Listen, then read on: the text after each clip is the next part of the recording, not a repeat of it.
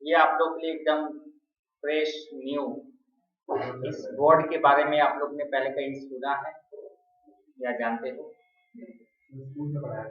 School में पढ़ा था इसलिए जाने। इसके अलावा कभी भी आपने कॉमर्स के अलावा ये वर्ड कभी सुनने मिला? नहीं मिला। अब आपको ये जानना है कि इस वर्ड का मतलब क्या होता है। वैसे तो कोई भी तरह का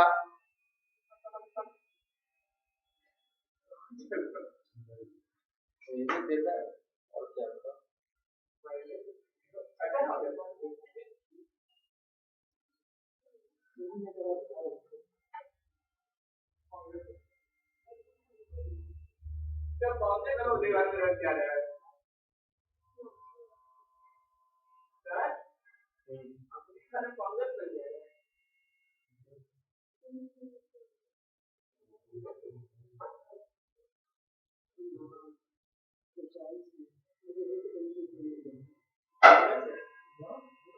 चलिए स्टार्ट करें।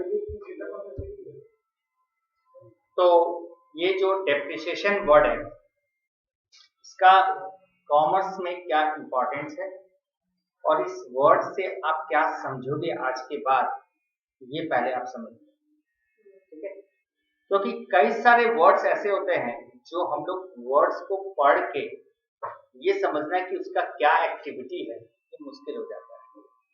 जैसे कई सारे वर्ड है, राम, ये नाम से ही समझ में आता है कि भगवान का नाम, ठीक है। और कुछ वर्ड्स ऐसे होते हैं जो हम लोग सुनने के बाद अच्छे नहीं लगते हैं, तो बोलते हैं शायद ये वर्ड्स नहीं यूज करने चाहिए। तो वैसे ही हमारे कॉमर्स में भी एक डेप्रिसिएशन वर्ड यूज किया गया है और इस वर्ड को यूटिलाइज किया गया है for the purpose of utilisation of fixed assets. Fixed assets आप लोग ने पढ़ा है, पहले भी जाना है कॉमर्स में कि फिक्स्ड एसेट्स होता क्या है। तो पहले हम लोग वर्डिंग में चलते हैं कि फिक्स्ड एसेट्स होता क्या है।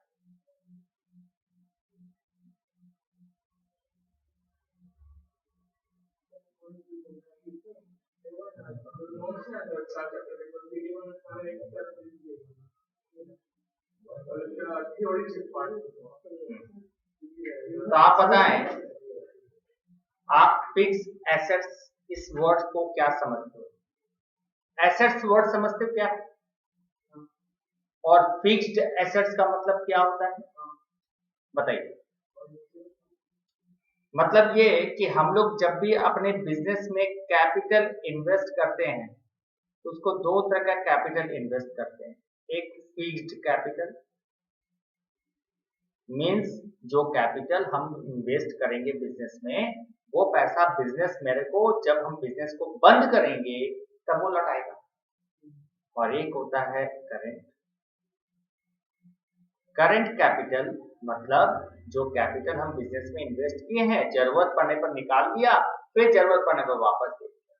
मतलब रनिंग रोटेशन होता रहता है बिजनेस से निकालना और उसमें देना।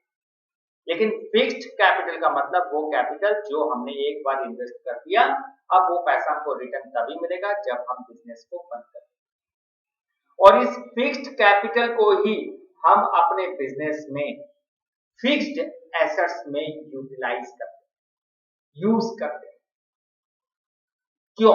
क्योंकि हमको मालूम है कि जो फिक्स्ड एसेट्स पर पैसा हम यूज करेंगे वो फिक्स्ड एसेट्स जल्दी से रियलाइज्ड नहीं होगा हमारे बिजनेस से, और हम रियलाइज कर भी नहीं सकते।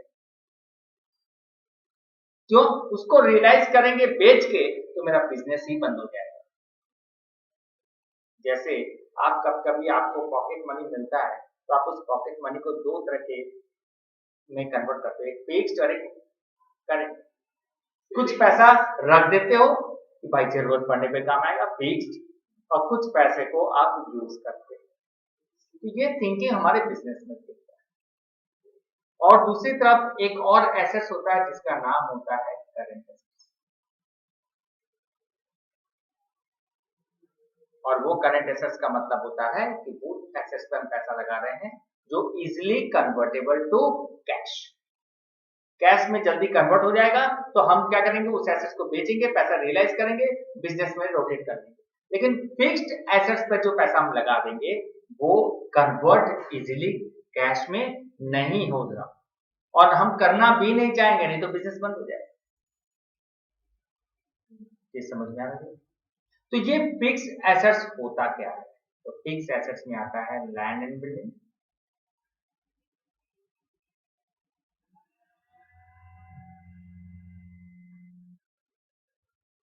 प्लांट एंड मशीनरी,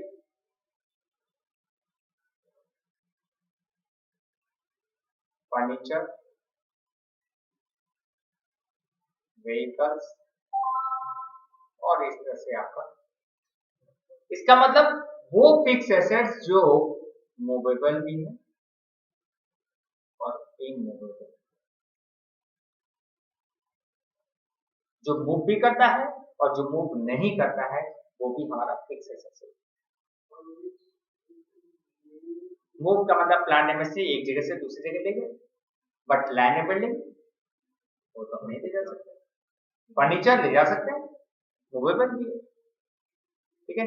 और साथ में एक वर्ड यूज होता है tangible, which can see and touch, that is a fixed assets। और उसी के साथ फिक्स एसेट्स एक और होता है जिसको हम लोग बोलते हैं इंटेंजिबल। इंटेंजिबल मतलब जिसको हम देख और छू नहीं सकते, उसको बोलते हैं इंटेंजिबल फिक्स एसेट्स। और उस फिक्स एसेट्स का नाम है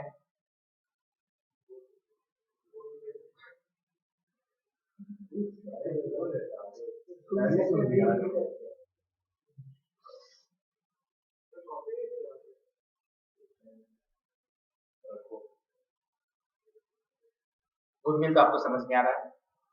पेटेंट, जैसे आप कोई भी चीज का एक इन्वेंशन कीजिए, आप चाहते हैं कि ये और कोई यूज ना करे, बना ना सके, आपने इसको पेटेंट कर दिया, मीन्स आपने उसका अधिकार अपने पास कर दिया। उसके लिए एक सर्टेन अमाउंट पे करना पड़ता है ताकि दूसरा कोई कंपनी उसका यूटिलाइजेशन ना कर सके, करे तो आप उस पर लीगल सूट फाइल कर सकते हैं। अब जैसे कोको कोला बनाने वाली कंपनी, जो कोको कोला बनाने का फॉर्मूला होता है, उसको वो पेटेंट कर देती है कि वो सेम फॉर्मूला कोई दूसरा यूज, तो उसका प्रोडक्ट बिकेगा नहीं, फिर तो दूसरे लोग डुप्लीकेट कम दाम में बना के बेचेंगे मार्केट में, लोग बोलेंगे टेस्ट तो एक ही है, तो ज्यादा कर हम पैसा बेचेंगे, कम मिल जाए। कॉपीराइट, जैसे राइटर्स होते हैं, पब्लिशर्स होते हैं। अब राइटर्स लोग जो लिख के देते हैं उसको लिखा रहेगा, देखिएगा किताब के फर्स्ट पेज में लिखा रहेगा ऑल राइट्स रिजर्व। इसका मतलब है कि वो जो राइटर्स ने जो लिखा है वो सेम कॉपी कोई दूसरा नहीं करेगा, नहीं तो उस पर केस फाइल हो सकता है। ये हमने अपना कॉपीराइट कर दिया, अधिकार कर दिया। ट्रेडमार्क आप समझते हैं, मार्का होता है, वो मार्का सिंबल से या पहचान देते हो कि किस कंपनी का प्रोडक्ट, इसलिए दूसरा वैसा सेम प्रोडक्ट सेम मार्क का कोई दूसरा यूज ना करे। इंटेंजिबल होता नहीं, वो आप उसको जो रजिस्टर करते हो वो देख नहीं सकते, पेपर वर्क है नहीं।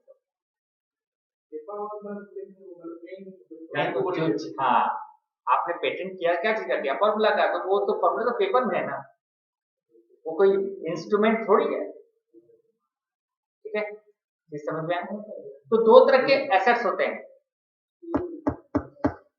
दो तरह के एसेट्स होते हैं, tangible and intangible. Tangible assets को जब हम यूज करते हैं और इनटेंजिबल को एसेट्स को यूज करते हैं, तो आप देखोगे land building, plant and machinery, furnitures, इनका लाइफ एस्टिमेशन सर्टेन नहीं होता है।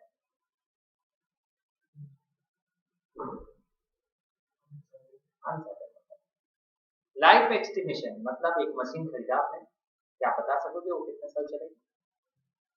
अनुमान लगा सकते हो 5 साल चलेगा, 6 साल चलेगा, 10 साल, जरूरी तो नहीं है, पहले भी खराब हो सकता है और आगे भी चल सकता है। लेकिन इनटेंजिबल एसेट्स का हम लोग का सर्टेनिटी रहता है।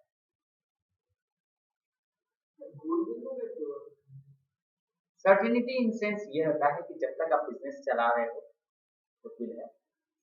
पेटेंट, कॉपीराइट आप अपने हिसाब से एक टाइम पीरियड तक उसको रिजर्व रखते हो, कि 5 साल, 3 साल, 4 साल, उतने का ही रेम्युनरेशन आप उस वहां पर जमा करते हो गवर्नमेंट के पास, जहां से आपको ये अधिकार मिलता है कि दूसरा कोई यूज नहीं कर सकता। आपने अगर 5 साल के लिए अधिकार बुक किया है तो 5 साल तक कोई उसका यूज नहीं करेगा, उसके बाद आपने अधिकार वो बुक नहीं किया तो दूसरा उसको यूज कर सकता है।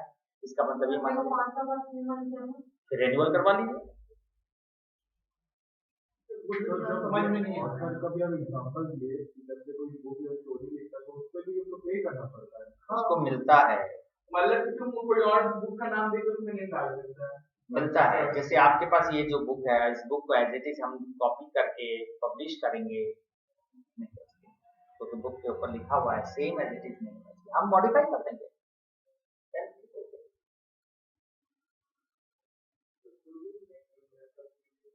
देखिए गुडविल जो है इनटेंजिबल है बिकॉज हम गुडविल को देख नहीं सकते और उसका वैल्यूएशन भी नहीं डिटरमाइन कर सकते, निकाल नहीं सकते।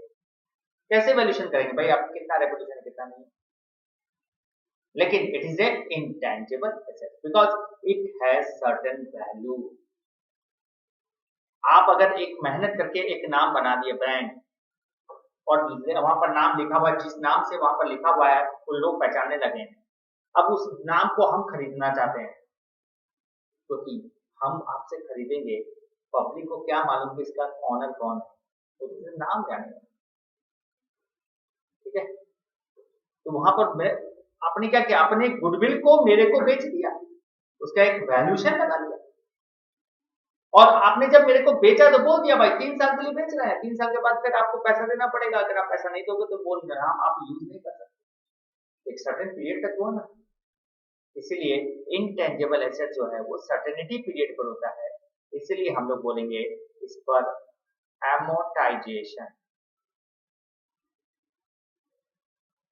कैलकुलेट करते हैं और टेंजिबल एसेट जो अनसर्टेन होता है उस पर हम लोग कैलकुलेट करेंगे डेप्रिसिएशन।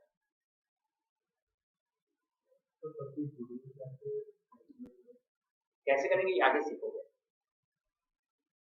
तो मेरा ये कहने का मतलब ये है कि डेप्रिसिएशन वर्ड जो है it is the part of value of part of fixed assets.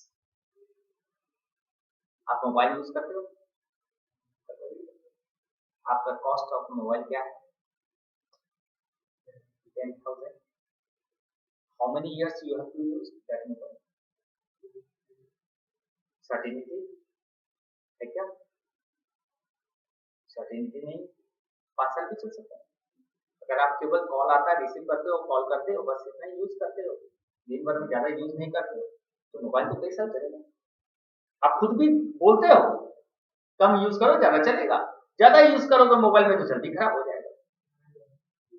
तो इसका मतलब क्या हुआ कि वो मोबाइल को जब आप यूज करते हो तो उसका वैल्यू ऑटोमेटिकली क्या हो रहा है, यूजेबल डिक्रीज हो रहा है, यूज हो रहा है, जो कि आपको दिख नहीं रहा बिकॉज आपने मोबाइल खरीदते वक्त उसका पेमेंट तो ऑलरेडी पहले ही कर दिया था। लेकिन आप जैसे जैसे मोबाइल यूज कर रहे हो, 3 साल 4 साल मोबाइल यूज किए, तो मान लो आपने पहला साल यूज किया, उसके बाद आप किसी को बोलोगे भाई 1 साल यूज किया वो मोबाइल है ले लो, आपने 10,000 का खरीदा, आप बताइए कितने में आपका बिकेगा वो मोबाइल। हाँ हाँ सुनो हाँ सेक्टर में बोलो। अच्छा वो अभी आए क्या? अच्छा अच्छा वो है क्या? ओहो हाँ हाँ नहीं होगा, हम देखें कि वो हो के 5 बजे का बात नहीं बोल के हम बोले चलो। अच्छा अच्छा अच्छा तो एक बार तुम बात कर लो फिर, नहीं तो हाँ तुम एक बार समझ लो, फिर कोई बात रहेगा तो हम पर्सनली बिल भी लेगा, उनसे कोई प्रॉब्लम नहीं है। एक बार तुम पूरा डिस्कशन कर लो उनके साथ, ठीक है, फिर इसके बाद हम बात कर लेंगे।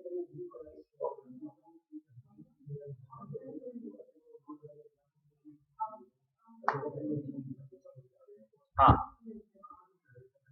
तो यहाँ पर हम लोग जो मोबाइल आपने यूज किया 1 साल के बाद आप उसका वैल्यू कितना मिलेगा, अगर 10,000 का मोबाइल है तो अगर अच्छा कंडीशन देखने में अच्छा लग रहा है तो किसको क्या मालूम पड़ता है कि अंदर में आपने कितना यूज किया। तो चलिए आप बोलोगे 7,000 8,000 ये तो बोलोगे, ठीक है। अगर वो एक चाइना मेड मोबाइल रहेगा 10,000 में ही आपने खरीदा है तो आप बेचते वक्त आपको उसका 7-8 हज़ार तो मिलेगा। जब सैमसंग का मोबाइल रहेगा तो आप बोलोगे ब्रांडेड है भाई, कुछ तो बात। That means that is the goodwill, खुद भी आप अनुमान लगा सकते हो, ठीक है। तो यहां पर हम लोग को डेप्रिसिएशन वर्ड का मतलब use of fix asset, value to be use of fix assets, जिसका वैल्यू ऑटोमेटिकली यूज करने पर रिड्यूस्ड होते जाएगा, कम होते चला जाएगा, और वो रिड्यूस्ड वैल्यू को हम लोग वर्ड यूज करते हैं डेप्रिसिएशन। जैसे आपने मोबाइल खरीदा 10,000 का,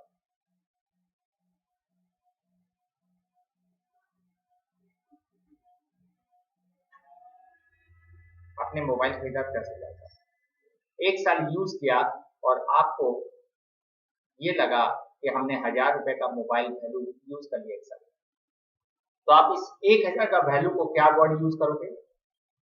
डेप्रिसिएशन। इसका मतलब आपने किसी भी फिक्स एसेट्स के वैल्यू को यूज किया और उस यूज किए हुए वैल्यू को हम लोग वर्ड यूज करते हैं depreciation,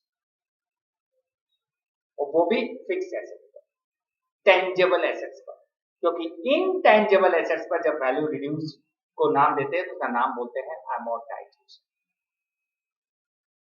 That means both are same. Reduce the value of tangible is called as depreciation and reduce the value of intangible is called as amortization.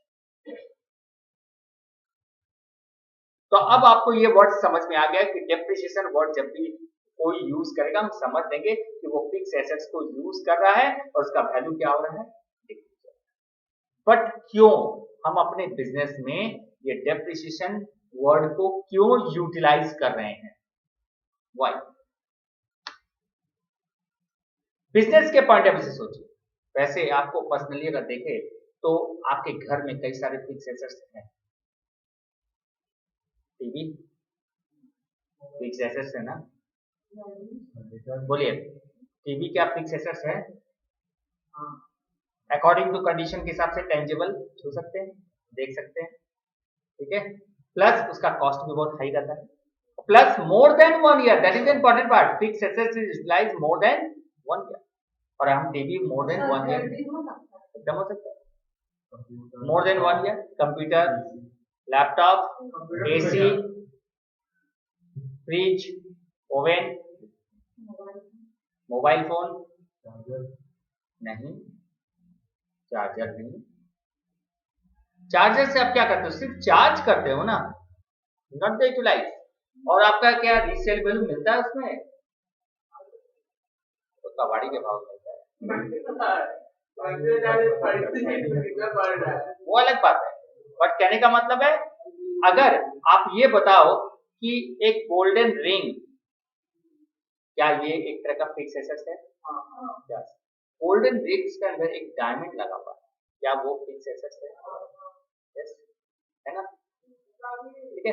Similarly आप mobile with charger is the fix asset, but only charger is not the fix asset, but only diamond is the fix asset. Compare करो दोनों में, तो ये चीज है। तो यहाँ पर मेरे ख्याल में mobile charger is the fix asset if it is a part of with mobile.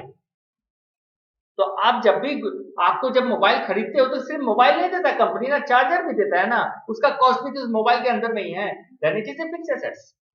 लेकिन मोबाइल जब खराब हो जाता है तो चार्जर भी खराब हो जाता है क्या? वो था सेपरेटेड तो है, ठीक है। लेकिन AC, air condition, this is the fix assets, more than 1 year use होता है। बट एसी के अंदर एक कंप्रेसर है जो ठंडा करता है, अगर वो खराब हो जाए,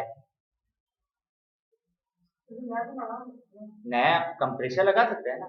जब नया कंप्रेसर लगाएंगे तो उसका जो कॉस्ट होगा वो भी हमारा फिक्स एसेट्स होगा, क्योंकि एसी बिना कंप्रेसर के चलेगा, ठीक है। Just like a human beings without heart. आपका पैर हाथ नहीं है, पैर हाथ नहीं है, फिर भी आप जिंदा हो, सांस ही नहीं चल रहा है, तो आपको कोई वैसे ही एयर कंडीशन भी है, कंप्रेसर उसका हट है, अगर वो बंद है तो एसी पूरा ही बंद है। तो कभी कभी कुछ कुछ फिक्स एसेट्स को हम इस तरह से डिफाइन करते हैं कि वो उसका पार्ट्स भी उसी का कॉस्ट ऑफ फिक्स एसेट्स माना जाता है। और कोई कोई फिक्स एसेट्स ऐसे होता है जिनका उनका पार्ट उसका फिक्स एसेट्स, ये according to depends upon their assets. ठीक है, तो हम लोगों को सीखना क्या है? हम लोगों को सीखना यहाँ पर है कि किस तरह से हम अपने बिजनेस में फिक्स एसेट्स को जब यूज करते हैं तो उस यूजेबल वैल्यू को हम लोग क्या बोलते हैं? डेप्रिसिएशन। और वो डेप्रिसिएशन हम कैलकुलेट कैसे करते हैं और क्यों करते हैं, कैसे करेंगे ये सिखा देंगे, क्यों करेंगे ये भी बताना पड़ेगा ना भाई, क्यों करें हम। ठीक है, तो आपके घर में कभी ऐसा हुआ है इन दिनों, इन सालों में, कि कोई भी तरह का टीवी खराब हो गया और नया टीवी लाना पड़े? हुआ होगा, आपने सुना होगा, छोटे में हो चाहे बड़े में। ठीक है, और नया टीवी कितना दिन लगा लाने में? अगर खराब हो गया पुराना टीवी तो उसको कितना समय लगा अपने नया टीवी को लाने में? या पेरेंट्स ने आपको नया टीवी लाके जब दिया तो क्या बोला कि रुक जाओ कुछ दिन, उसके बाद लाके देंगे? ऐसा तो नहीं हुआ कि अभी खराब हुआ तुरंत फोन घुमाया, भाई नया टीवी भेज दो, रिपेयरिंग करवाने के हाँ, फिर भी नया टीवी लाते वक्त एक huge amount of cost incurred होता है ना, 10,000, 15,000, 20,000, बढ़िया टीवी लेंगे 50,000 तक भी होता है। अब ये 50,000 रुपया आप कहाँ से लाओगे? सेविंग बैंक, जहां पर सेव किए होगे पैसा वहां से निकालोगे? आपने इतने मेहनत से हर महीने पैसा इकट्ठा करने के बाद अचानक टीवी खराब हो जाए और आप 20-25,000 रुपए का टीवी आप लाते हो, तो सेविंग से ही तो निकाल के पैसा लाना पड़ेगा। लेकिन अगर मैं ये बोलूं कि आप हर साल हर महीने अपने इनकम में से कुछ पैसा जमा कर दीजिए, अलग से रख दीजिए टीवी के पर्पज के लिए, एक डब्बा बना दीजिए, लिख दीजिए टीवी, और हर महीने इनकम में से उसमें पैसा डालिए, ये सोच के कि जिस दिन टीवी खराब हो जाएगा, यूजलेस हो जाएगा, हम उसको हटाएंगे और नया टीवी लाएंगे, उस डब्बे से पैसा निकाल के देंगे। हो सकता है यही चीज आपको यहाँ अकाउंट्स में सिखाया जाए। ऐसा हम लोग अपने पर्सनल लाइफ में नहीं करते हैं, बिकॉज हम लोग सेविंग कर रहे हैं तो ये सोच के कि चलो टीवी के लिए क्या अलग से स्पेसिफाइड जमा करें। हम लोग जमा करते हैं कि अकाउंट में पैसा जमा करते हैं, जब जिस चीज के लिए जरूरत पड़ेगा वहां से निकालते हैं। लेकिन बिजनेस में ऐसा नहीं। बिजनेस में आप जब फिक्स एसेट्स खरीदोगे और जो बिजनेस में यूज करोगे, ये सोच के कि वो फिक्स एसेट्स को हमको रिप्लेस करना पड़े, नया फिक्स एसेट्स में कन्वर्ट करना पड़े, उस समय जो ह्यूज अमाउंट ऑफ मनी हमको चाहिए, तो वो मनी मेरे पास कहां से आएगा? तो बिजनेस का कोई भी पर्सनल सेविंग अकाउंट नहीं, और जो आप अभी सीखोगे ना, you can to be use in your own business. तो आप देखिएगा कितना आपको इजी वे में जो तरीका आपको हम बताएंगे वो तरीका से आप अप्लाई कीजिएगा, पेरेंट्स को कन्विंस कीजिएगा, देखिए आपको कितना सहूलियत, कितना आसान होगा और उसका मतलब आपको बहुत अच्छे से समझ। और ये मशीन जो होता है, जैसे आपके दुकान में जेरोक्स मशीन होगा, 1 लाख रुपए से ऊपर का जेरोक्स मशीन, अब उस मशीन में आप रिपेयर्स मेंटेनेंस करवाते हो, ठीक है खराब हुआ, इंजीनियर आया तो ठीक ठाक किया, हो गया, चल गया। लेकिन कभी तो ऐसा समय आएगा ना कि वो बैठ ही जाएगा, चलेगा नहीं, और जब इंजीनियर आके बोलेगा कि इसका जो मेजर पार्ट्स है वो चेंज करना पड़ेगा तब ये चलेगा, और मेजर पार्ट्स का दाम ही 40-50 हजार रुपया, तो आप बोलोगे 40-50 हजार का पार्ट्स लगाएंगे, थोड़ी 1 लाख का नया मशीन नहीं है। तो या फिर आप जो मशीन अभी यूज करना चालू किए हो 1 लाख का, यह टिकट टारगेट 5 साल के बाद तो ये पुराना हो जाएगा, इतना यूज कर लेंगे कि ये उस लायक रहेगा नहीं कि जो मेरे को अभी जितना अच्छा प्रिंट जेरोक्स देता है उतना अच्छा देगा नहीं। तो आप क्या करोगे, टारगेट लो 5 साल के बाद हम इसको रिप्लेस कर देंगे, और नया 1 लाख का मशीन, उस 1 लाख का नया मशीन लाने के लिए हर साल हमको 20-20 हजार रुपया क्या करना पड़ेगा, 12 महीने में जमा करना पड़ेगा साइड बाय साइड। और 20 हजार रुपया आएगा कहां से जमा करने के लिए? जो अभी के जेरोक्स मशीन है, जिससे जेरोक्स होता है, पूरे महीने में जितने रुपए का जेरोक्स होता है, पूरे साल में जितने रुपए का जेरोक्स होता है, उसमें से 20 हजार रुपये निकाल कर रख दो। और पूरे साल में एक साथ जमा तो नहीं हो सकेगा, क्योंकि छोटा छोटा सोर्स ऑफ इनकम बनता है। तो आप ये target low, every day 20%, 10%, 15% of the Xerox value in a day kept aside for the replacement of Xerox machine. Similarly, अगर कोई भी तरह का मेरा फिक्स एसेट्स है मेरे शॉप में, तो जितने भी फिक्स एसेट्स है उन सबका सेपरेटली एक लाइफ एस्टिमेशन कीजिए, कौन कितने साल चल सकता है, और उसके अनुसार आप एक कैलकुलेट कीजिए कि every day, every month, every year how much money should be save for the replacement of assets. तब क्या होगा, आपको एकदम बेफिक्र, चिंता नहीं। आपने डेट ऑफ परचेज देखा, आ गया है 5 साल कंप्लीट हुआ, वो 5 साल कंप्लीट हुआ, क्या पोजीशन, मशीन चल रहा है बिंदास, अरे बिंदास चल रहा है, चला है, सेविंग बढ़ा लेते अपना, बचा हुआ पैसा अगर जमा रहेगा। और या फिर स्मूथ वर्किंग बिजनेस को अपग्रेड बढ़ाना, तो काम करते भाई, पुराना मशीन लगा हुआ है, नया मशीन लाएंगे, नया टेक्नोलॉजी का लाएंगे, एक साथ 2-2 जेरोक्स निकलेगा, वो सेट जेरोक्स एक साथ हो जाएगा, तो वो पैसा को आप यूटिलाइज कीजिए। और पुराना मशीन को फिर तो दीजिएगा नहीं, आप क्या कीजिएगा, कबाड़ी को या किसी को दीजिएगा, तो कुछ पैसा तो आपको मिलेगा, वो पैसा और जमा किया हुआ पैसा मिला के आप एक नया मशीन ले आएंगे। That is the technique of our business for the purpose of fix assets. Fix assets के पर्पज के लिए ये हम लोग डेप्रिसिएशन सीखते हैं। तो पर्पज ऑफ डेप्रिसिएशन समझ में आया कि व्हाट आर द कॉजेज। और कई बार तो ऐसा होता है कि कई सारे एसेट्स हम इस तरह का यूज करते हैं कि मार्केट में नया टेक्नोलॉजी आ जाने के कारण ऑब्सोलेट हो जाता है। बहुत सारे ऐसे हैं, पहले देखिए हम लोग गाना सुनते थे सीडी में, गाना सुनते थे सीडी में ना, रेडियो था, रेडियो के बाद और बहुत सारे टेक्नोलॉजी आए, फिर आप सीडी में सुनते थे, फिर MP3 MP4 आ गया। अब क्या है क्या सीडी? अब दुकान में आप सीडी जाके पूछोगे तो मिलेगा नहीं। कई सारे लैपटॉप में और पीसी में तो सीडी ड्राइव वाला है ही नहीं। बोले दरकार क्या है, गूगल सर्च करो, नेट कनेक्ट करो, गूगल सर्च करो, कौन सा ड्राइवर चाहिए, वो ड्राइवर आपको मिल जाएगा नेट पर। इसके लिए सीडी कंपनी क्या देगी, खर्चा क्यों करेगी बनाने का और फिर आपको देने का। अभी फिलहाल में हमने क्विकहिल एंटीवायरस मेरा खत्म होने वाला कल, हमने 2 दिन पहले परचेज किया ऑनलाइन। कैसे? ऑनलाइन हमने पेमेंट कर दिया, वहां से मेरे पास एक्टिवेशन कोड आ गया मेल में, नो सीडी। जबकि इसके पहले जब हम इंस्टॉल किए थे 3 साल पहले, तो मेरे पास अभी भी पड़ा हुआ सीडी को इंस्टॉल किया, उसका एप्लीकेशन पूरा लोड हुआ, उसके अंदर प्रोडक्ट की दिया हुआ था, वो पुट किया तब एंटीवायरस लोड हुआ। अभी आज के दिन में टेक्नोलॉजी से अपडेट हो गया, नो सीडी कुछ नहीं। वो लोग बोलते हैं आपको क्या दरकार है, आपको पेमेंट कीजिए, जितना पेमेंट आप पेमेंट कीजिए, आपके पास एक्टिवेशन कोड आएगा, आप डाउनलोड कर लीजिए एंटीवायरस फ्रॉम द नेट, और उसमें जो प्रोडक्ट की है हम जो दिए डालिए, देखिए एक्टिवेट हो गया।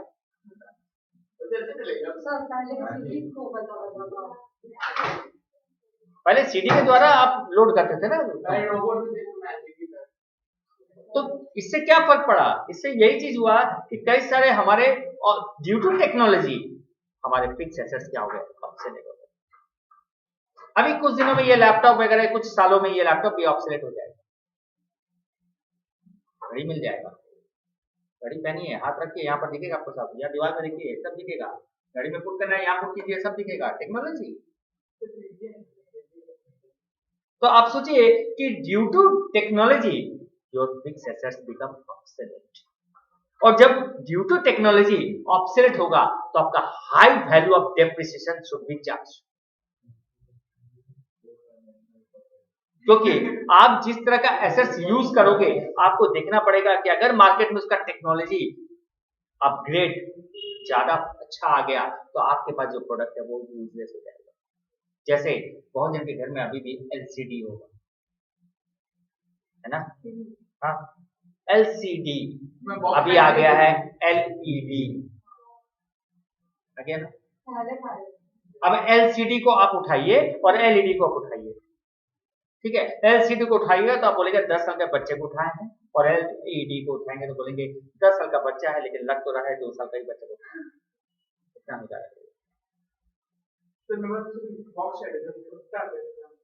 उसके पहले कलर टीवी आता था बॉक्स वाला, ठीक है, तो पोर्टेबल टीवी आता था छोटा सा। टेक्नोलॉजी कितना चीज चेंजेस हुआ ना। अब वो टेक्नोलॉजी चेंजेस में क्या हुआ, आपके घर में अगर कलर टीवी लगा हुआ है बॉक्स वाला और आपके पड़ोसी में लगा हुआ है एलसीडी, तो आप दूसरे दिन चेंज करवा देते हो, नहीं भाई आ रहे। हाँ, कौन सा टैक्स का, कौन सा बुक? अच्छा वो मंगवा लिया तुम लोग वाला बुक मंगा ली क्या? उधर है। आईडीटी का बोलोगे जब जब तुम लोग बोलोगे तब स्टार्ट करवा देंगे। बात कर लो, पैसा ट्रांसफर कराओगे तब तो करवाए आईडीटी का। बात करो तुम लोग तीनों जन, बात कर लो, हम एक साथ क्लास स्टार्ट करेंगे। कल टीवी लगा दे रहे हैं यहाँ पर बगल में, ये बगल वाला रूम में लगवा दे रहे हैं। सब रेडी है मेरा, नया एकदम स्टार्ट कर देंगे। क्या वो सब हम संभालेंगे। हाँ वो मेरे सामने तो अब अजब है, उसको कहीं कुछ नहीं सेटिस्फेक्शन। थोड़ा वो हम बात कर लेंगे। आईडी तो मुझे बताओ तुम लोग, फिर हम उसको बोलेंगे। फिर ड्राइव में आएगा ना एप्स। हाँ अमेंडेड के साथ।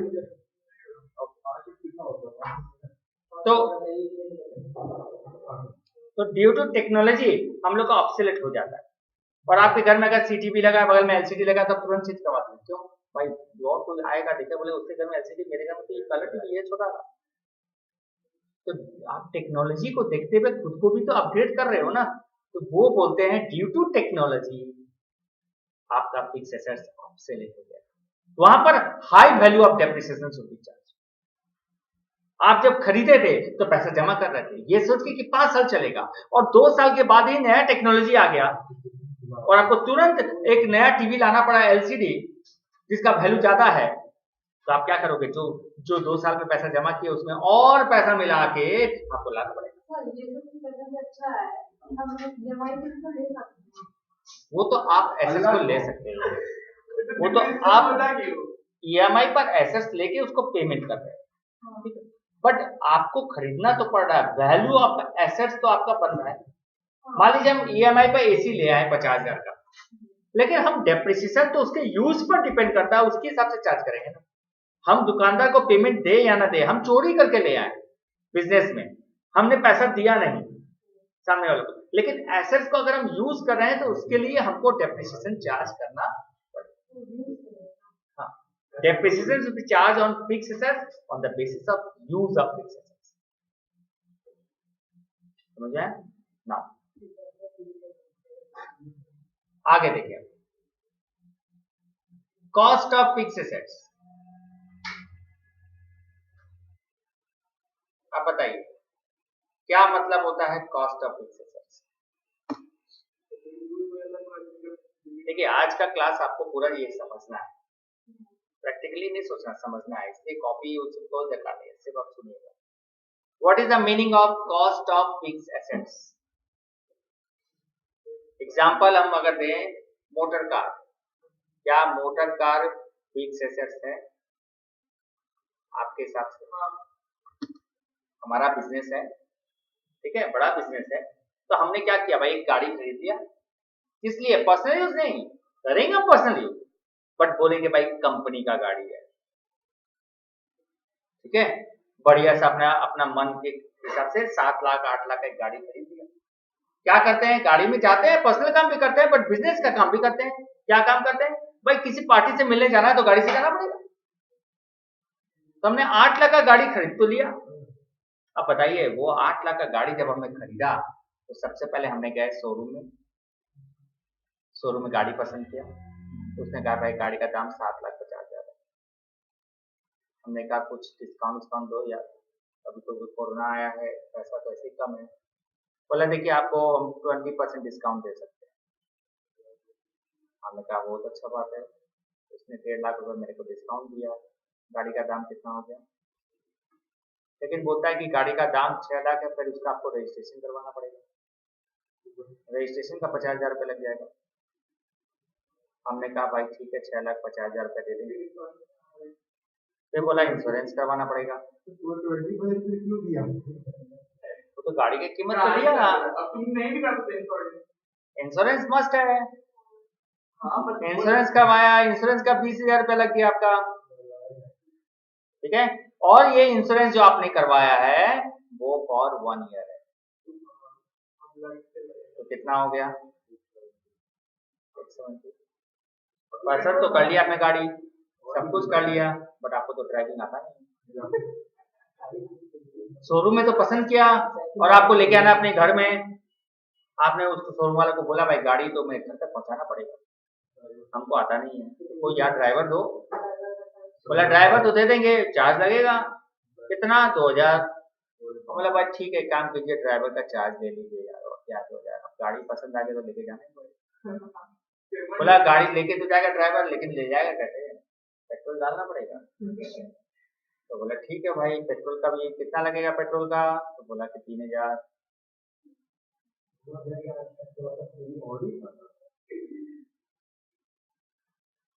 ठीक है, आपके घर तक आ गया गाड़ी,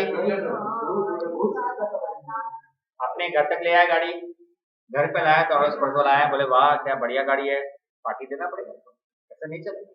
और आप भी जानते हो नया चीज लाते तो कुछ तो हम लोग मुहूर्त करते हैं ना। तो आपने क्या किया, नाश्ता पानी का व्यवस्था किया, ठीक है, पड़ोसी को बुलाया, पूजा पाठ करवाया, पंडित को बुलाया, ऐसे करते करते में आपने 5,000 रुपये खर्चा कर दिया।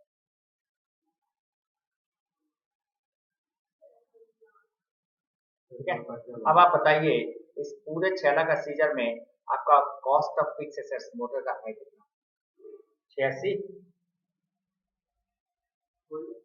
बोलिए 6 लाख, आपने कहा 6 लाख,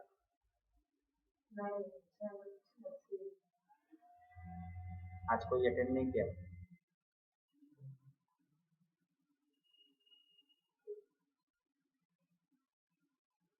बोलिए, बड़ा कंफ्यूजिंग होता है ना टोटल।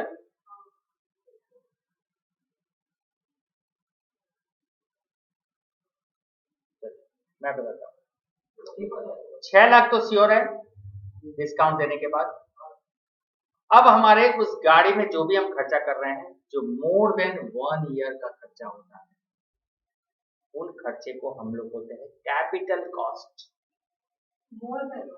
1 साल से ज्यादा तक का खर्चा हम पहले ही कर देते हैं।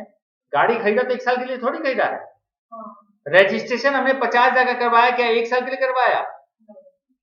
20,000 रुपए का इंश्योरेंस कितना है? 1 साल के लिए है, तो हम क्यों लेंगे? It is revenue expenses.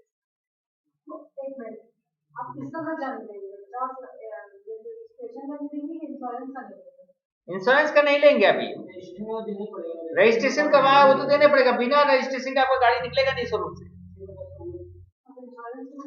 Insurance के बिना भी गाड़ी निकलता नहीं है, लेकिन आपने 1 साल का इंश्योरेंस करवाया पे हर साल आपको इंश्योरेंस करवाना पड़ेगा, तो कॉस्ट ऑफ गाड़ी तो आपका पहली बार लगा, हर साल तो उसका वैल्यू कम होता जाएगा, बट इंश्योरेंस का वैल्यू तो आपका सेम रहेगा। आप ये बोलते हो कि हाँ भाई ये इंश्योरेंस जो है लाइफ टाइम इंश्योरेंस है, तब इसमें कॉस्ट में जोड़ देंगे, लाइफ टाइम रहेगा, होता है कई बार। और ड्राइवर चार्जेस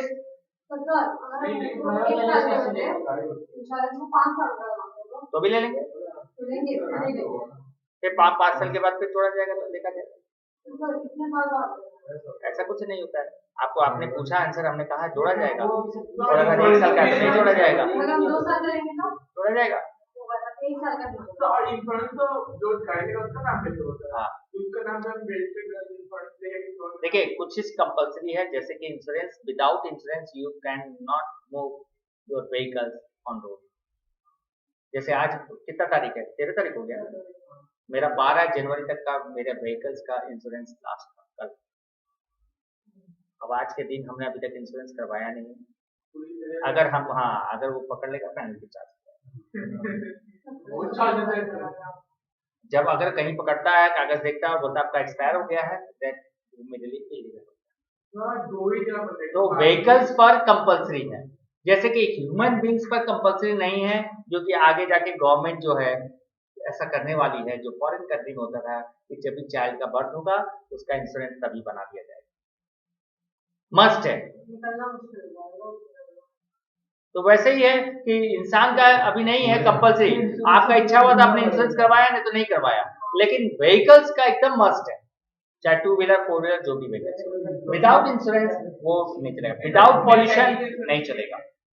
नाउ अब पॉल्यूशन है, पॉल्यूशन आपका रिन्यूअल 6 मंथ और ईयरली होता है, नॉट मोर देन 1 ईयर का रिन्यूअल नहीं, वो पॉल्यूशन नहीं होता है।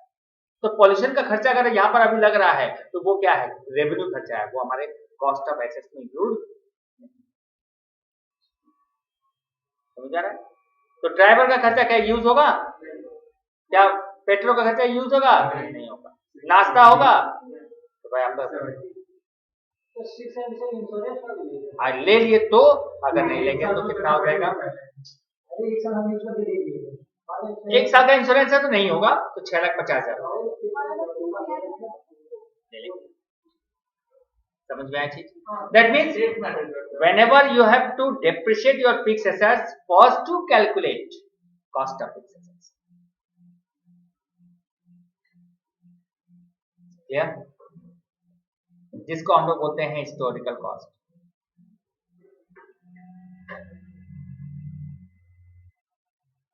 Second thing, scrap value. What is the meaning of scrap value, क्या होता है स्क्रैप वैल्यू, बोलिए। No idea, great idea. ये दोनों का मतलब एक ही है, that is assets having certain value after the expiry or damages or obsolescence of fixed assets. After obsolescence, after damages, after completions of life, you have a certain value of fixed assets. Is called scrap value. ठीक है, जिसको हम लोग कबाड़ी का भाव बोलते हैं। आप भी घर में न्यूज़पेपर इकट्ठा करके बाद में कबाड़ी का भाव बेचते ही हो ना, 20 रुपया 30 रुपया 50 रुपया मिलता ही है ना, फ्री में तो नहीं देते हो ना, क्यों, you have a scrap value of newspaper. लेकिन कई के बार आप जब कोई भी डब्बा, खाली डब्बा एक पड़ा हुआ है, आपको मालूम है कबाड़ी को देंगे वो 10% नहीं बोलेगा, तुम क्यों देंगे, no scrap value.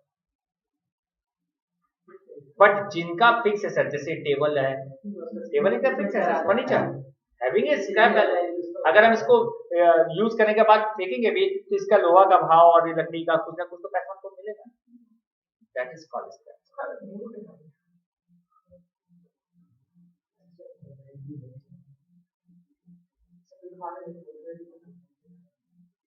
Installation charges,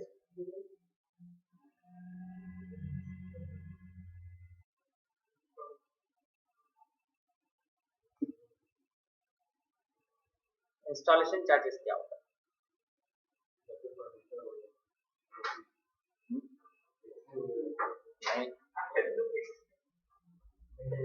charges पूछ रहे भाई, कैसे क्यों होता है चार्जेस, क्या होता है क्या, हाँ तो वही तो एसी लगाने का चार्ज, तो हम क्या वो बोला एसी लगाने, लोग सुनोगे तब तो नहीं, ओके। चले एसी बोला, 50 वाली कॉस्ट किया, आपने कंप्यूटर खरीदा, घर पर आ गया कंप्यूटर, कंप्यूटर रख दिया, ऑन नहीं कर सकते, क्यों, उसका इंजीनियर आएगा, उसमें सॉफ्टवेयर लोड करेगा, विंडोज लोड करेगा, एमएस ऑफिस लोड करेगा, कुछ गेम्स लोड करेगा, उसके बाद ही तब चला सकोगे, जब तक वो नहीं आ रहा तब तक वो डब्बा की तरह पड़ा हुआ है। तो जब तक कंप्यूटर में या लैपटॉप में आप सॉफ्टवेयर लोड नहीं करोगे, it means installation charges for paying the loading of software, जो इंजीनियर्स को आप पे करोगे for loading of software, that is called installation charges. Air condition हमने दुकान से खरीद कर ले आया, लेकिन उसका टेक्नीशियन आएगा और उसको दीवार में फिट करेगा, प्रॉपर वे में प्लगिंग करेगा, उसके बाद चालू करेगा ठंडा हो रहा है कि नहीं, वो जो चार्ज लेगा that charge is called installation charge.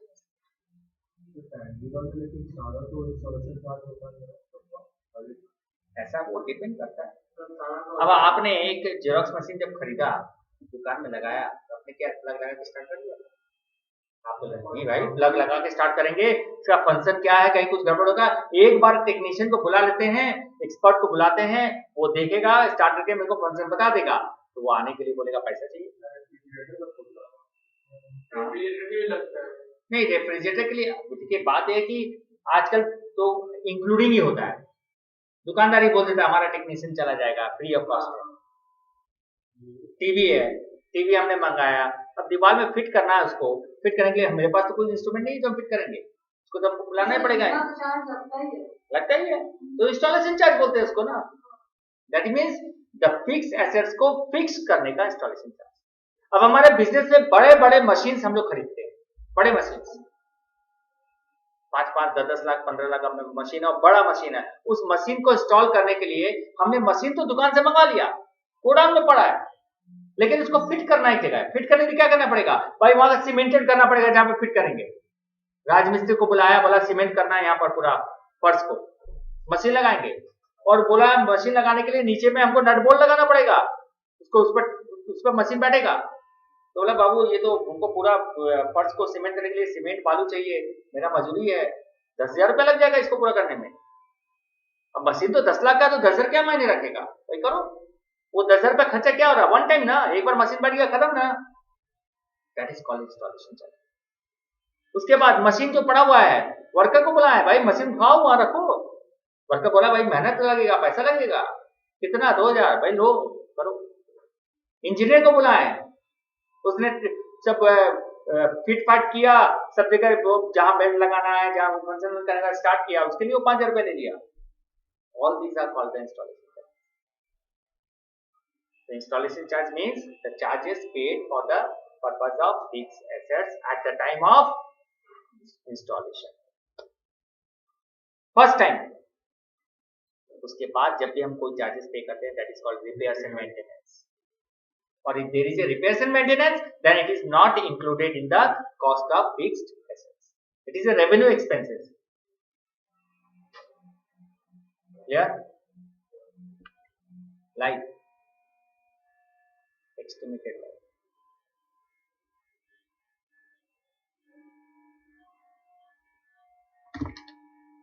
क्या होता है एस्टिमेटेड लाइफ?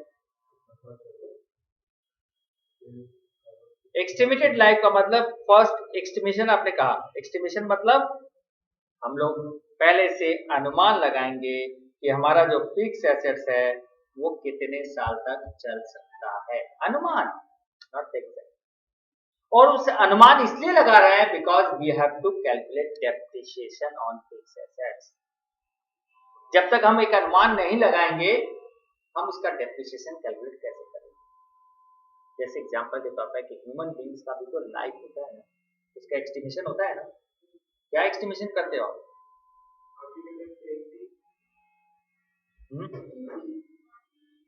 80 साल का उम्र, 60 साल, 70 साल, ये एस्टिमेशन करते हैं ना।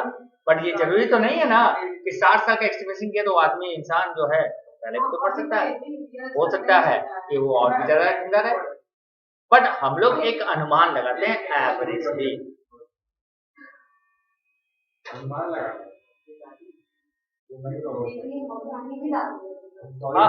ओके। अब आप लोग अपने फैमिली मेंबर्स को गिनवाइए मत। तो ये समझ में आया एस्टिमेटेड लाइफ। तो हम लोग किसी भी फिक्स एसेट्स का डेप्रिसिएशन कैलकुलेट करते वक्त ये 4 फीचर्स को याद रखिएगा। That is, one is the cost of fix assets, second is the scrap value, third one is the installation charges, and fourth one is the estimated life. एकदम clear हो रहा है ये चीज? क्योंकि जब तक आप मीनिंग नहीं समझेंगे आप आगे का वर्क कैसे करेंगे। अब आप यहाँ पर देखिए, हमने यहाँ पर मीनिंग ऑफ डेप्रिसिएशन दिया, जो आपको राइटिंग पर्पस के लिए चाहिए उसके लिए हमने ये डेफिनेशन दिया, बाकी तो आपने हमको समझा दिया।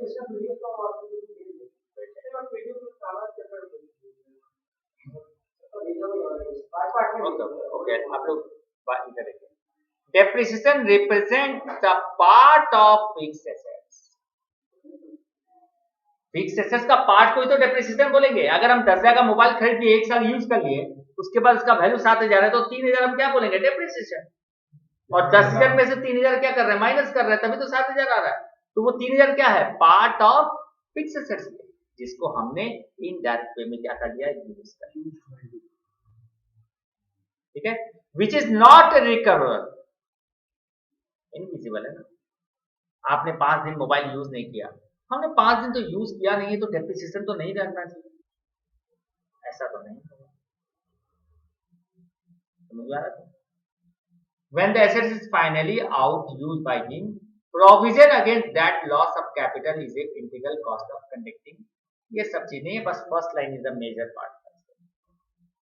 Common knowledge that when an asset is used over a period of time, its losses its समय अनुसार बढ़ते बढ़ते हम लोग इसका कॉस्ट को क्या करते हैं? लॉस करते हैं, और उसको लॉस कॉस्ट को क्या बोलते हैं? Okay, now characteristics. It is related to the depreciable fixed assets. Depreciable fixed assets. Now, अब एक वर्ड आता है लैंड,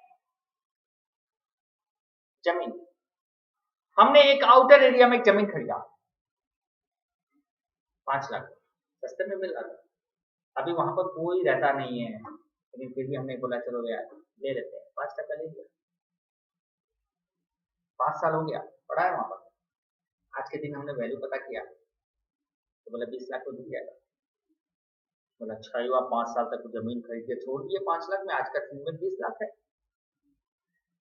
तो आप बताइए, जमीन जो है 5 साल तक हमने उसको रखा, भले यूज ना किया, क्या उस पर डेप्रिसिएशन नहीं लगना चाहिए? Because land is a fixed asset, लगना चाहिए। लेकिन आज के दिन में उसका दाम 20 लाख है, और ये बोल रहे हैं कि भाई जो जमीन हमने खरीदा था आउटर एरिया में, जाते तो नहीं थे, जमीन खरीद के छोड़ दिया था, और कुछ सालों में 1-2 साल के बाद देखा वहां के जो कुछ लोग एंटी सोशल लोग हैं, वहां पर बैठ के अड्डा करना जमा कर दिया, और वो मैंने ऐसी सराउंडिंग बना लिया बांस लगा के। अब हम जब गए कि भाई ये मेरा जमीन है, तो मेरे को मार के दौड़ा दिया, तुम्हारा जमीन है तुम रखो, हम तो यहीं रहेगा। अब आप सोचिए कि भाई ये जमीन पर वो लोग ऐसा कर लिया, क्या करे भाई, बेच देते थोड़ा घूमते, कौन लेगा। हमने पार्टी जुगाड़ किया भाई, पार्टी बोला वो लोग रहता है, हम तो 2 लाख रुपए देंगे, बोलो तो अगर जमीन देना हो। हमने खरीदा कितने में था? वो 2 लाख रुपए मांग रहा है, और अगर जमीन में किसी ने कोई भी इफेक्ट नहीं किया, एंटी सोशल ने, आज का वैल्यू उसका 20 लाख का है। तो बताइए जमीन का वैल्यू कम भी हो गया और बेसी भी हो सकता है ना, तो बताइए इस पर डेप्रिसिएशन कितना क्या देंगे? अगर कम हो जाएगा, क्या 3 लाख डेप्रिसिएशन है? और अगर 5 लाख का जमीन 20 लाख हो गया, तो 15 लाख क्या है?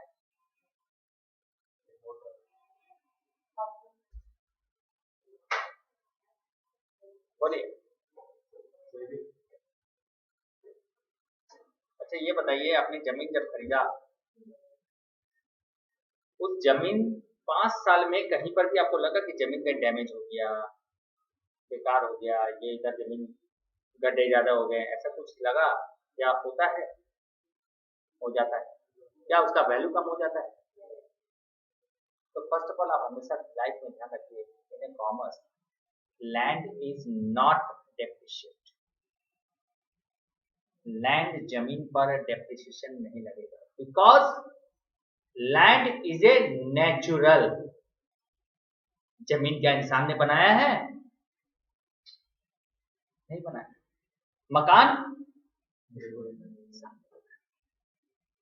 Land is a natural, it is not depreciate, it is revalued. Revalued हो सकता है, रीवैल्यूड मतलब उसका कीमत बढ़ घट सकता है, बट नॉट डेप्रिशिएट। वो डेप्रिशिएट नहीं होगा, चाहे उसमें एंटी सोशल कब्जा कर ले, कुछ कर ले, उसका वैल्यू कम हो जाए, वो उससे कोई फर्क नहीं पड़ेगा। That is revalued, not depreciate. लेकिन उस जमीन पर अगर आपने मकान बना लिया, तो फिर वो जमीन नहीं रहेगा, वो मकान माना जाएगा, उस मकान का नाम होगा land and building, because building जो है हवा में नहीं बनता है, जमीन पर बनता है। ठीक है, जैसे आप हिल स्टेशन पर देखते हो, पहाड़ों के बीच में मकान बनाया हुआ है अपना।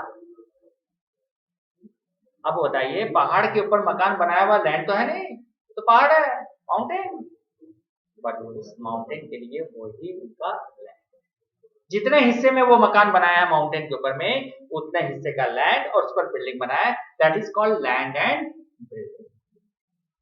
और land and building is the depreciate, but only land is not. ठीक है, अगर हम आपको ये बोले कि मेरे पास 5 लाख रुपए का लैंड एंड बिल्डिंग है, आउट ऑफ दैम 1 लाख रुपए का लैंड है और 4 लाख का लैंड एंड बिल्डिंग है, that means land and building includes 1 lakh rupees का लैंड। तो आप ये ऐसा कैसे हो सकता है भाई, हम घर बनाते हैं तो सामने बगान भी तो बनाते हैं। मतलब बिल्डिंग 3 लाख है और 4 लाख का बिल्डिंग, मतलब बड़ा एक जमीन खरीदा हमने है। नहीं, मेरे कहने का मतलब है हमने एक जमीन खरीदा, उस पर मकान बनाया, पूरी जमीन पर नहीं बनाया ना, आधे जमीन पर बनाया, आधा जमीन खाली रखा। तो जो आधा जमीन खाली है दैट इज कॉल्ड लैंड, और जो आधे जमीन पर बिल्डिंग बन गया that is called land and building. तो डेप्रिसिएशन उस लैंड एंड बिल्डिंग पर लगेगा, सिर्फ लैंड पर। तो हमने कहा 5 लाख का हमने जमीन खरीदा, उसमें से 4 लाख की जमीन पर हमने 6 लाख रुपए का बिल्डिंग बनाया। 5 लाख का जमीन खरीदा, उसमें से 4 लाख की जमीन पर हमने 6 लाख का मकान बनाया, तो टोटल कितना हो गया 10 लाख। तो लैंड एंड बिल्डिंग 10 लाख और 1 लाख का जमीन ऐसे ही पड़ा हुआ है, तो टोटल वैल्यू कितना हो गया 11 लाख। बट 11 लाख में से हम ये बोल सकते हैं कि 1 लाख रुपया का क्या है लैंड और 10 लाख रुपए का क्या है लैंड एंड बिल्डिंग। इसीलिए हम लोग जब डेप्रिसिएशन देंगे तो 10 लाख के लैंड एंड बिल्डिंग पर देंगे, 1 लाख के लैंड पर। ये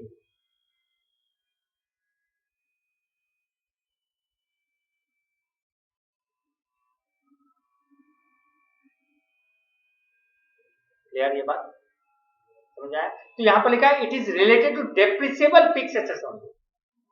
जैसे अभी हमने एग्जांपल दे दिया 10 लाख का लैंड एंड बिल्डिंग पर डेप्रिसिएबल, बट 1 लाख के लैंड पर। ये पहला कैरेक्टरिस्टिक्स था। Second, it is fall in the book value of depreciable, मतलब आपके बुक वैल्यू ऑफ एसेट्स का वैल्यू क्या होता है, डिक्रीज हो रहा है ना बार बार, हर साल यूज कर रहे हो डिक्रीज हो रहा है, यूज नहीं भी कर रहे हो तो डिक्रीज हो रहा है। Third one, fall in the book value of assets due to the use of an assets in the business operation। हम बिजनेस में उस एसेट्स को यूज करते हैं, इससे उसका वैल्यू क्या होता है डिक्रीज हो जाता है। और fluctuations of time due to time period के हिसाब से भी उसका वैल्यू क्या होता है डिक्रीज होता है। ड्यू टू ऑब्सोलेंसेस, मार्केट में बेकार हो जाना, यूजलेस हो जाना। अभी भी मेरे घर में 2-2, 3-3 मोबाइल पड़े हैं, तो बहुत 2-3 मोबाइल यूज कर रहे हो, 2-3 घर में पड़ा है, मेंबर 2 मोबाइल 5, अरे 3 मोबाइल ऐसे हैं जो डब्बा है, तो 4G कार्ड चलेगा ही नहीं, उसमें व्हाट्सएप चलेगा ही नहीं,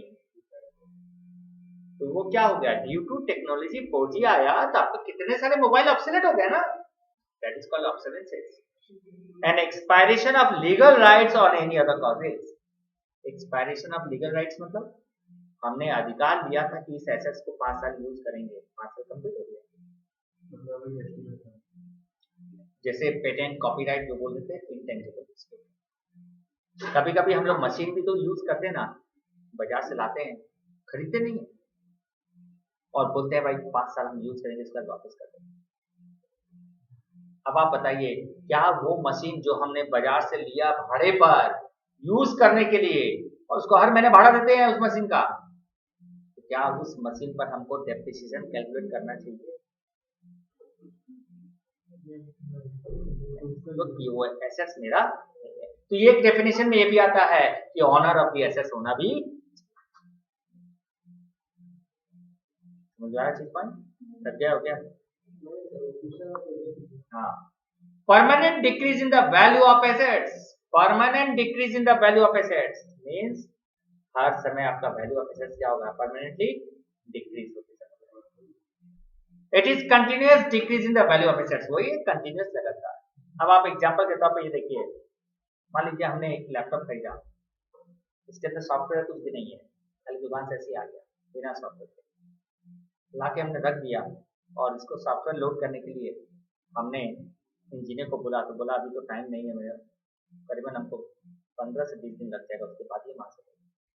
हमारे पास कोई अल्टरनेटिव नहीं था, तो हमने कहा भाई ठीक है तुम जब किया। 1 महीने के बाद आया, इंस्टॉल कर दिया, रेडी कर दिया, यूज चालू कर दिया। 1 महीना हमने यूज किया, उसके बाद उसका मेरा कहीं दूसरे के जाना हो गया, तो हमने लैपटॉप घर में रखा, 2 महीने चला गया, यूज नहीं किया। अब बताइए हम डेप्रिसिएशन जो है, पहला 1 महीना जब इंजीनियर नहीं आया था, क्या उस पीरियड में डेप्रिसिएशन, उस पीरियड का वैल्यू पर डेप्रिसिएशन लगना चाहिए? क्यों क्यों नहीं? क्योंकि हमने यूज, हाँ हाँ, और कोई तो हम बोलेंगे सबसे पहले रेडी टू यूज।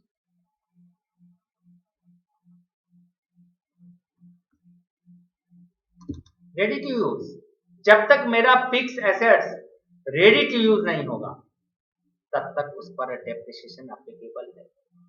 पहला 1 महीना मेरा लैपटॉप रेडी टू यूज नहीं हुआ, लेकिन 1 महीने के बाद रेडी टू यूज हो गया, नहीं लगेगा। और उसके बाद रेडी टू यूज हो गया, 1 महीना यूज किया, उसके बाद 2 महीना हमने यूज नहीं किया, उस 2 महीने का भी डेप्रिसिएशन लगेगा, because laptop is ready to use, चाहे आप यूज करो या। जस्ट सिंपल सा example, call the car for travelling, अपने कार को कॉल किया, ट्रैवलिंग किया, ट्रैवलिंग के लिए अपने कार को बुला दिया, खड़ा रख दिया, जितना तक खड़ा रहेगा मीटर नहीं चलेगा, रेडी टू यूज।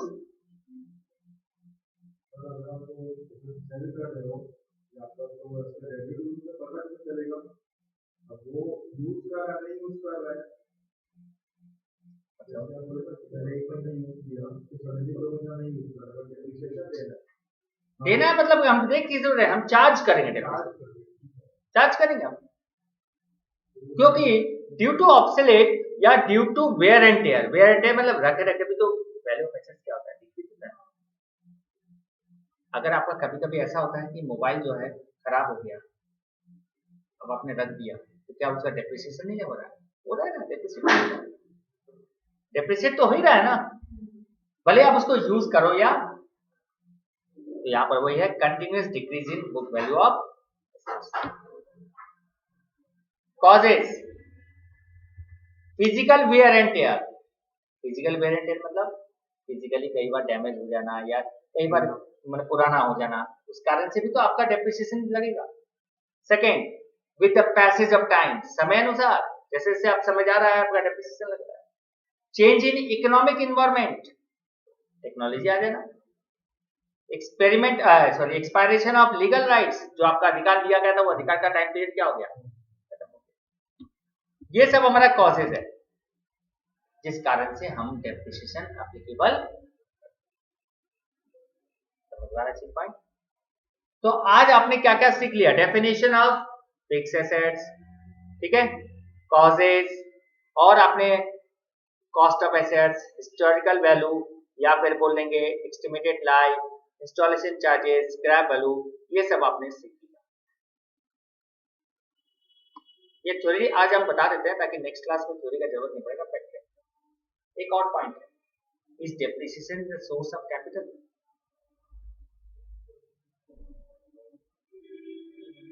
मतलब ये कहने का है कि आपने एसेट्स पर जो डेप्रिसिएशन चार्ज कर रहे हो, whether this depreciation should be paid out to anyone।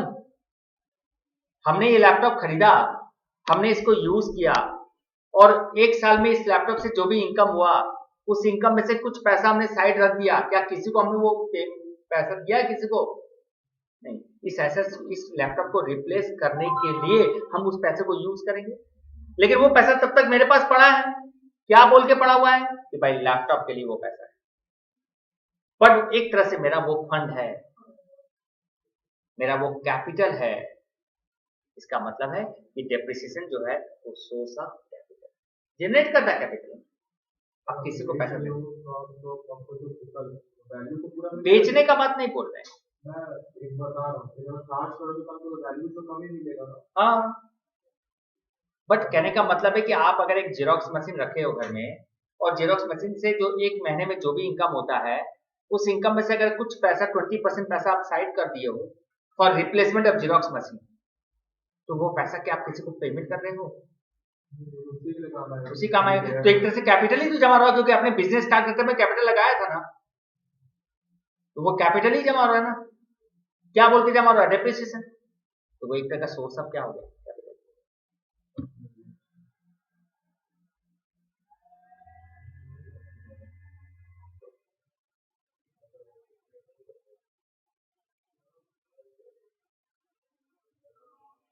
Okay, यहाँ तक ही है बस, ठीक है। तो आज हम लोग यहीं तक थ्योरी पोर्शन किए। नेक्स्ट क्लास से हम लोग सीखेंगे कि how to calculate depreciation under different method, वो सब भी